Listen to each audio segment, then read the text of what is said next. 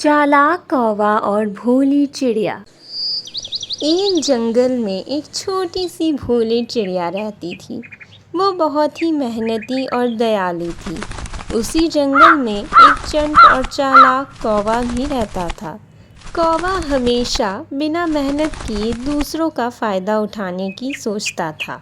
एक दिन चिड़िया ने सोचा कि वो अपने लिए एक सुंदर सा घोंसला बनाएगी। बरसात आने वाली है, मुझे जल्दी से एक मजबूत घोंसला बनाना चाहिए।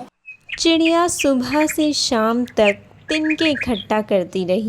चिड़िया को इतनी मेहनत करते देख कौवे के मन में एक चालाकी भरा विचार आया। पेड़ की डाली पर बैठा कौवा बोला, मैं क्यों मेहनत करूं?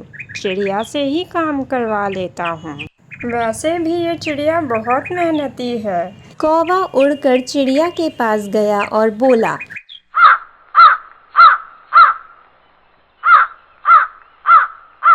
बहन चिड़िया, तुम तो बहुत मेहनती हो। क्या मैं भी तुम्हारे साथ रह सकता हूँ? क्यों नहीं कौवा भाई, लेकिन हमें मिलकर काम करना होगा।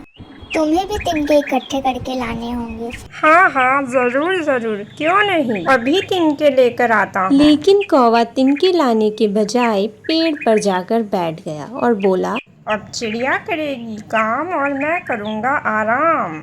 हा हा हा। शाम के वक्त कौवा चिड़िया के पास पहुंचा और उसे बोला, अरे बहन चिड़िया, आज तो मुझे अच्छे तिनके मिले ही नहीं, कल जरूर लाऊंगा। भोली चिड़िया उस चालाक कौवे के बातों में आ गई और उसकी बातों पर विश्वास कर बैठी।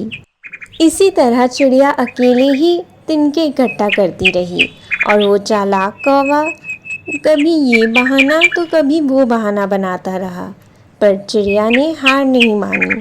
इसी तरह कई दिन बीते, कई रातें बीती और कुछ दिनों बाद चिड़िया का घोंसला तैयार हो गया।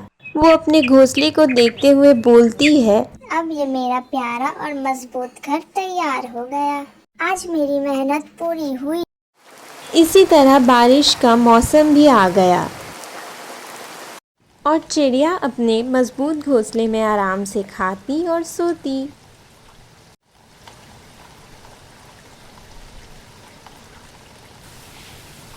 और वहाँ वो चालाक कौवा बारिश से छिपने के लिए इधर से उधर करता और आखिर में वो चिड़िया के पास जाकर बोला, अरे बहन चिड़िया, जरा बाहर तो आना। अरे कौवे भाई, कैसे आना हुआ, वो भी इतनी तेज बारिश में? बहन चिड़िया, मुझे बहुत ठंड लग रही है, क्या मैं तुम्हारे घोंसले में आ सकता हूँ? आ जाओ भाई, लेकिन अगली बार मेहनत जरूर करना।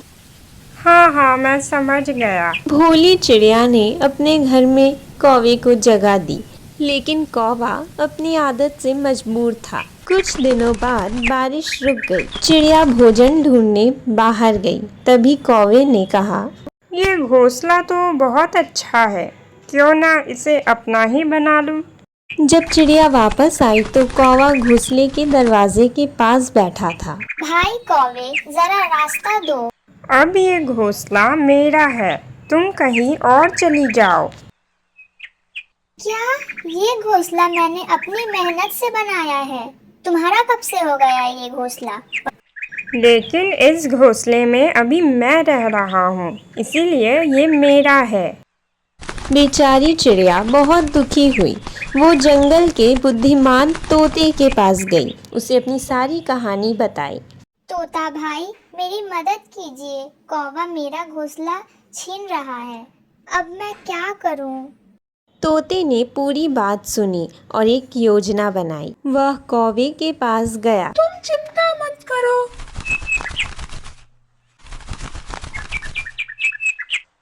कौवे भाई, सुना है तुम बहुत बुद्धिमान हो। हाँ हाँ बिल्कुल, पूरे जंगल में मुझसे चालाक कोई नहीं। तो फिर एक प्रतियोगिता हो जाए, जो सबसे ऊंचा आवाज में गाएगा वही घोंसले का मालिक कहलाएगा। हाँ हाँ, उसमें क्या है, मैं ही जीतूंगा।